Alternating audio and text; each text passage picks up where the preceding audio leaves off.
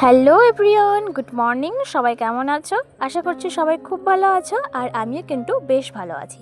আমার নতুন একটি ব্লগে তোমাদের সবাইকে ওয়েলকাম আর অনেক অনেক ভালোবাসা জানিয়ে আজকের ব্লগটি শুরু করছি। তো দেখো, সকালেই ঘুম থেকে উঠে ফ্রেশ হয়ে রান্নাঘরে চলে এসেছি। সবাইকে লাল চা দিয়ে আমি এখন আমার নিজের জন্য বানিয়ে নিয়েছি 1 কাপ দুধ চা, আর এখন বিস্কিট নিয়ে নিচ্ছি। আর ওইদিকে তো দেখতেই পাচ্ছ, আমি কিন্তু হাঁড়িতে ভাত বসিয়ে দিয়েছি। তো অনেক দিন থেকেই তোমাদের সাথে ব্লগ ভিডিওগুলো ভালো করে শেয়ার করা হচ্ছে না, তো চলো আবার একটু কন্টিনিউ করার চেষ্টা করছি। তো দেখো, চা নিয়ে নিয়েছি আর ওইদিকে ভাত বসিয়ে দিয়েছি, আর একটু বাকি আছে। তো ততক্ষণে আমার চা খেতে খেতে ভাতটা হয়ে যাবে। তো চলো এখন একটু সোফাতে গিয়ে আরাম করে বসে চাটা খাওয়া যাক। তো চা খেয়ে চলে আসলাম আবার রান্নাঘরে, আর এখানে মা সবজি কেটে দিয়েছে। সিম আলু ভাজা করব, এটা করব ঘাটি করব, একটা মিশানো ঘাটি। তো চলো এখন সিম আর আলুটা ভাজা করা যাক। আর আজকে ব্লগটা করছি, আজকের ব্লগটা হচ্ছে বৃহস্পতিবারের ব্লগ। বৃহস্পতিবার আমাদের বাড়িতে নিরামিষ হয়, তার জন্য করব ডাল, সিম আলু ভাজা আর ওই মিশানো ঘাটি করব। তো আমাদের বাড়িতে কিন্তু নিরামিষ বলতেই এই মিশানো সবজিটা হবেই। কেউ না খেলেও আমার শ্বশুরমশাই, আমার হাজব্যান্ড, ওরা কেউ পছন্দ করে না, কিন্তু আমি আর আমার শাশুড়ি মা দুজনেই কিন্তু এই মিশানো ঘাটিটা খেতে খুবই ভালোবাসি।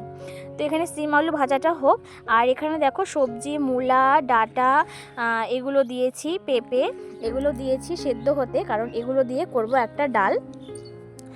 তো ভাজাটা তো হয়ে গেছে, সিম আলু ভাজা, আর এখন আমি কিন্তু ঘাটিটা বসিয়ে দিয়েছি।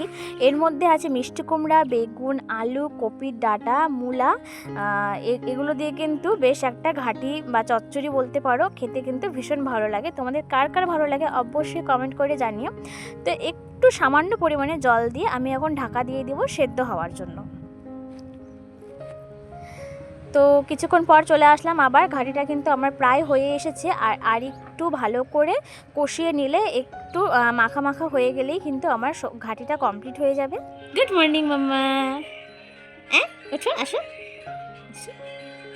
আসো মামা, আসো। আসবা না? আমার মাম্মা এখন ঘুম থেকে উঠলো? শোনা, ঘুম হয়নি? কি হলো? তো দেখতেই পেলে মেয়ে ঘুম থেকে উঠে পড়েছে, মানে আমার ঘাটিটা হয়েছে আর মেয়ে ঘর থেকে কান্না করছিল। তো চলে আসলাম, এখনও আমার যে সবজি দিয়ে ডাল করব সেই ডালটা এখনও হয়নি, সেটা বাকি রয়ে গেছে।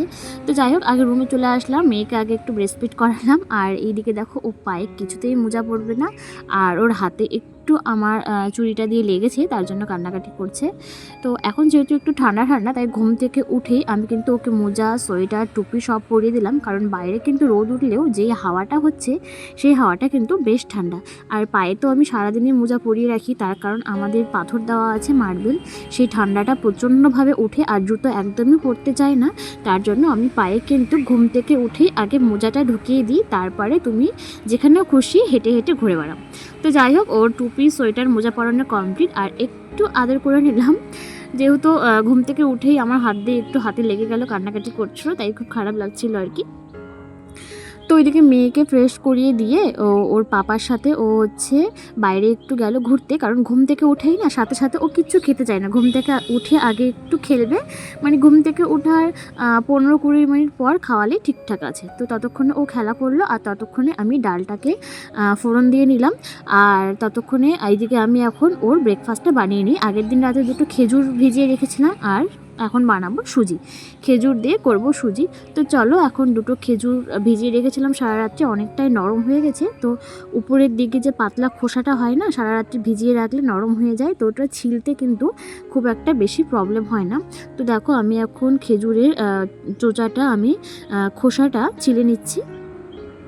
আর এইদিকে দেখো, আমার কিন্তু সুজিটা অনেকটাই হয়ে এসেছে, আর একটু ঘন হয়ে আসলে আমি সুজিটাকে নামিয়ে নেব। তো এখন তো মেয়ের খাওয়ার নিয়ে চলে আসলাম, আর এটা হচ্ছে আমার রুমের সামনে বারান্দা, ব্যালকনি যা বলতে পারো। তো এখানে একটা কার্পেট পেতে দিয়েছি, খেলনা দিয়ে দিয়েছি, তো খেলা করছে। আর এখানে সকালের দিকে বেশ ভালো রোদ আসে আমার এই রুমের সামনে বারান্দাতে।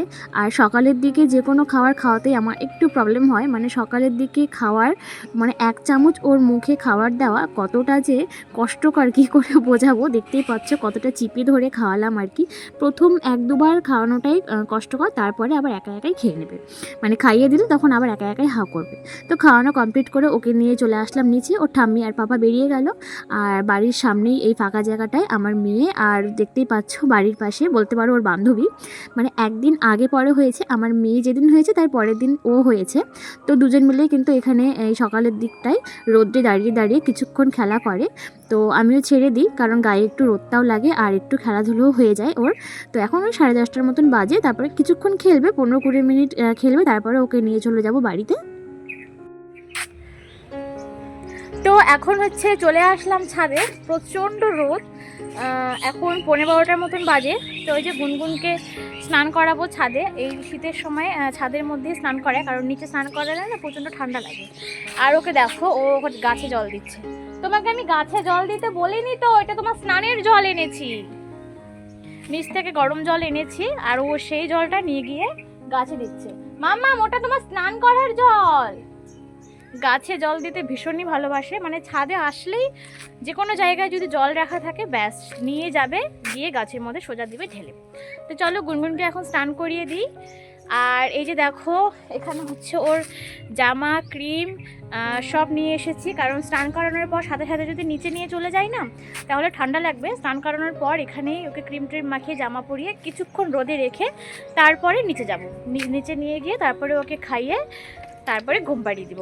তো চলো দেখতে থাকো, ওকে আমি এখন স্নান করিয়ে নিই, তারপরে তোমাদের সাথে আবার দেখাবো। স্নান করানো কমপ্লিট হয়ে গেছে, আর দেখো স্নানের আগেও গাছে জল দিচ্ছিল, আর স্নান করানোর পরে যেটুকু জল বেঁচে গেছে সেটুকু জল নিয়ে গিয়ে ও আবারও গাছে দিচ্ছে। কি বলবো বলো তো, মানে গাছে জল দিতে এতটাই ভালোবাসে। তো দেখো গাছে জল দিচ্ছে আবারও। তো আর আজকে কিন্তু ভীষণ হাওয়া হচ্ছে, আমি ভাবলাম ছাদে স্নান করিয়ে ঠান্ডা লেগে যেতেও পারে, কারণ হাওয়া হচ্ছে প্রচণ্ড। দেখো গাছের পাতাগুলো দেখে বুঝতেই পারছো যে কী পরিমাণে হাওয়া হচ্ছে, মানে স্নান করানোর সময় তো আমার মেয়ে মানে রীতিমতো কাঁপছিল। আমি তো ভাবলাম যে আজকে বোধহয় বাথরুমে স্নান করালেই পারতাম। আর এখন সোজাসুজি চলে আসলাম গুনগুনের দুপুরের খাবারে। তো দেখো ডাল দিয়ে, মানে সবজি দিয়ে যে ডাল করেছিলাম সেই ডাল দিয়ে ভাতটাকে ভালো করে চটকে মেখে নিয়েছি, আর নিয়েছে অর্ধেকটা ডিম সেদ্ধ। আর ও তো ডিম দেখলে ভীষণই খুশি হয়, তো যেহেতু ডিম দেখতে পেয়েছে তাই নিজের হাতে ডিমের কুসুমটা একটু একটু করে খাচ্ছে। তো মেয়েকে তো ঘুম পাড়িয়ে দিয়েছি। তো মেয়েকে ঘুম পাড়িয়ে দিয়ে এখন আমার সবথেকে বিশাল বড় যেটা কাজ সেটা তোমাদেরকে দেখাচ্ছি। এই যে দেখো, এই যে চেয়ারটা দেখছো, এই চেয়ারটাকে আমি কোনো সময় ফাঁকা রাখতে পারি না, মানে যেই ফাঁকা করব মানে তার কিছুক্ষণ পরে আবার সেই কাপড় জমতেই থাকে, মানে কিছুতেই আমি ফাঁকা রাখতে পারি না। তো এটা হচ্ছে আমার এখন সবথেকে বড় চ্যালেঞ্জ, যেহেতু ওই যে দেখতে পাচ্ছ ওই যে মেয়ে ঘুমিয়ে পড়েছে, আর এই ঘুমিয়ে থাকতে থাকতে আমাকে এখন এই চেয়ারের কাপড়টা আমাকে মানে সরিয়ে দিতে হবে, মানে কাপড়টা গুছিয়ে আমাকে কমপ্লিট করতে হবে। তো চলো এখন কাপড়টা গোছাই। তো এখন কিন্তু আমি কাপড় গোছাতে লেগে পড়েছি, তোমাদেরকে তো দেখালামই চেয়ারটা ভর্তি একদম কাপড়। এই শীতের সময় এই একটা প্রবলেম, আমার মনে হয় শুধু আমার বাড়ি না, প্রত্যেকটা বাড়িতে এই একটা প্রবলেম হয় শীতের সময়, মানে যে কোনো জায়গায় ফাঁকা থাকলেই সেই ফাঁকা জায়গাটা মানে কাপড়ের পাহাড় পাহাড় হয়ে যায় আর কি। তো তোমাদের কার কার বাড়িতে এরকমটা হয় অবশ্যই কমেন্ট করে জানিও। শীতের সময় আসলে, মানে গরমের দিনে যতটা না কম হয়, শীতের সময় আসলে প্রচণ্ড জামা কাপড় তো বের হয় আর খুব জমা হয়, আমি বুঝে উঠতে পারি না যে কোথায় আমি কোনটা গুছিয়ে রাখবো। এদিকে মেয়ের পাপার জামা কাপড়, আর এইদিকে তো ছোট বাচ্চা থাকলে তো হয়েই গেল, কোনো কথাই নেই। বেশিরভাগ মেয়ের জামা কাপড়ে, মেয়ের সোয়েটার, মোজা, টুপি এসবেই মানে ঘরের চারিদিকে এদিক সেদিক সব দিকে মেয়ের জামা কাপড়েই ভরে গেছে। তো চলো একটু একটু করে গুছিয়ে নিই, মানে মেয়ে ঘুমিয়ে থাকতেই আমি ফটাফট করে গোছানোর চেষ্টা করছি, কারণ ও উঠে গেলেই কান্নাকাটি করবে, তখন আমি আর গোছাতে পারবো না। তো তার জন্য ও ঘুমিয়ে গেল, তাই ভাবলাম যে আমার আর শুয়ে থেকে লাভ নেই, ফটাফট করে আমি কাপড়গুলো একটু গুছিয়ে নিই। তো ফাইনালি দেখো আমি কাপড় গুছিয়ে নিয়েছি, চেয়ারটা ফাঁকা করতে পেরেছি গুছিয়ে, মেয়ে ঘুমিয়ে থাকতে থাকতেই। তো দেখো দেখতে পাচ্ছ সব মেয়ের কাপড়, ওর মোজা, সোয়েটার, জামা, প্যান্ট, টুপি এগুলো দিয়েই ভর্তি হয়েছিল চেয়ারটা। ওর পাপার খালি 2-1টা জামা ছিল। তো বুঝতেই পারছো শীতের দিনে বাড়িতে বাচ্চা কাচ্চা থাকলে বেশি কাপড় চোপড় লাগে, কারণ বাচ্চারা জামা কাপড় নোংরা করে ফেলে, কারণ প্যানে বারবার হিসু করে ফেলে, এখনও বলতে শেখেনি আমার মেয়ে, তার জন্য প্রচুর জামা কাপড় বের করতে হয়েছে, আর যেখানে সেখানে ওরই জামা কাপড়ে বেশি ভর্তি। তো দেখো ভাঁজ করে নিয়েছি, আর ওগুলো এখন ওর ওয়ার্ড্রপে, যেটা যেই জায়গায় রাখা সেই জায়গায় আমি এখন গুছিয়ে গুছিয়ে রাখছি। তো অনেক বড় কাজ আজকে কমপ্লিট করে ফেললাম। অনেক দিন ধরেই ভাবছি যে গোছাবো, কিন্তু গুছিয়ে উঠতে পারছিলাম না। প্রচণ্ড অলস লাগে যখন এক ডিপ কাপড় হয়ে যায় না, মানে হাত দিতেই ভয় লাগে আমার। ভাবি যে একটা দুটো জমে থাকতে থাকতে গুছিয়ে নেব, কিন্তু সেটা আর করা হয় না। যখন একদম কাপড়ের পাহাড় জমে যায় ওই তখন মাথায় হাত পড়ে যায়। তো যাই হোক, ফাইনালি কমপ্লিট করতে পেরেছি। আর এখন ওই বিকেল, এখন 4:30টার মতন বাজে। তো বিছানাটা একটু পরিষ্কার করে নিচ্ছি, কারণ মেয়ের পাপা আসার সময় হয়ে গেছে।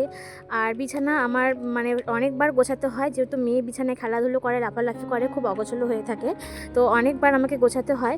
আর যেহেতু ওর পাপার কাছ থেকে বাড়িতে আসার সময় হয়ে গেছে, আর স্বাভাবিক যে কেউ বাইরে থেকে সারাদিন কাজ করার পর বাড়িতে এসে যদি দেখে যে ঘরটা অগোছালো হয়ে আছে, বিছানাটা অগোছালো হয়ে আছে, তো মন মাইন্ড কিন্তু এমনিতেই খিটখিটে হয়ে যাবে। তো তার জন্য একটু চেষ্টা করি ওর পাপা আসার আগ দিয়ে ঘরটাকে একটু পরিষ্কার করে রাখার, বিছানাটা একটু পরিষ্কার করে রাখার, যাতে কাজ থেকে এসে ফ্রেশ হয়ে একটু পরিষ্কার রুম দেখে, পরিষ্কার বিছানা দেখে একটু তৃপ্তি করে যাতে আরাম করতে পারে। তো তার জন্য দেখো বিছানাটা গুছিয়ে নিচ্ছি। আর নিচে বালিশগুলো ফেলে রেখেছিলাম, যেহেতু বিছানাটা একটু ঝাড়লাম, চাদরটাকে একটু টান টান করলাম, আর মেয়ে আমাকে একটা একটা করে বালিশ এনে দিচ্ছিল। তো এই আর কি। যাই হোক বন্ধুরা, ব্লগটা আর কন্টিনিউ করিনি। তোমাদের কেমন লাগলো অবশ্যই কমেন্ট করে জানিও, আর ভালো লেগে থাকলে প্লিজ সবাই চ্যানেলটা সাবস্ক্রাইব করে পাশে থেকো। তাহলে আজকের মতন টাটা, দেখা হবে আবার নেক্সট ব্লগে। সবাই সুস্থ থেকো আর ভালো থেকো।